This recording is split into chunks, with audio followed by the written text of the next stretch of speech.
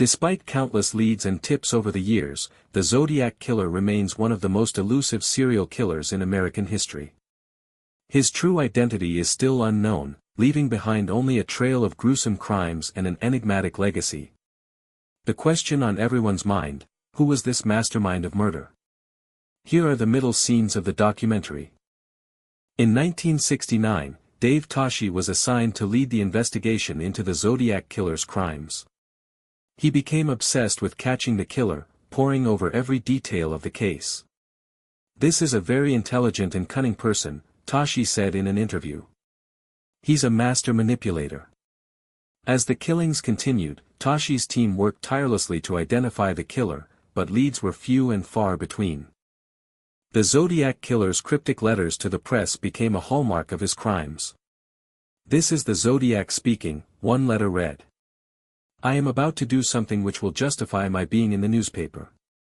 The killer's obsession with media attention was clear, but what drove him to commit such heinous acts?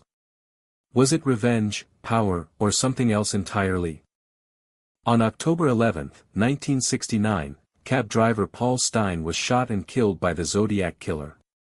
The crime sent shockwaves through San Francisco, but it also provided investigators with a crucial piece of evidence: a bullet fragment recovered from Stine's body. The bullet fragment was sent to the FBI lab in Washington for analysis, Toschi explained. "We were hoping it would lead us to the killer." Over the years, several people came forward claiming to be the Zodiac Killer. One of the most promising leads was a man named Arthur Lee Allen, who was identified by witnesses as resembling the killer. Allen had a history of mental illness and had been investigated in connection with other crimes, Toschi said. "But despite our best efforts, we couldn't pin anything on him." Theories abound about the Zodiac Killer's motives and identity. Some believe he was a former sailor who used his nautical knowledge to evade capture. Others think he was a disgruntled veteran or a serial killer who targeted the Bay Area due to its perceived, permissive society. One thing is certain, however: the Zodiac Killer remains one of the most elusive and fascinating figures in true crime history. Here are the next 5 scenes.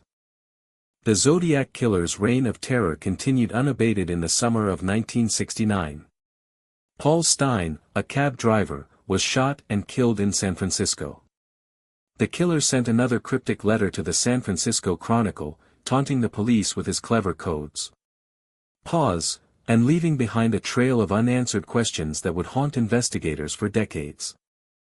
Robert Graysmith, an enthusiastic and meticulous researcher, began to delve into the case in the early 1970s.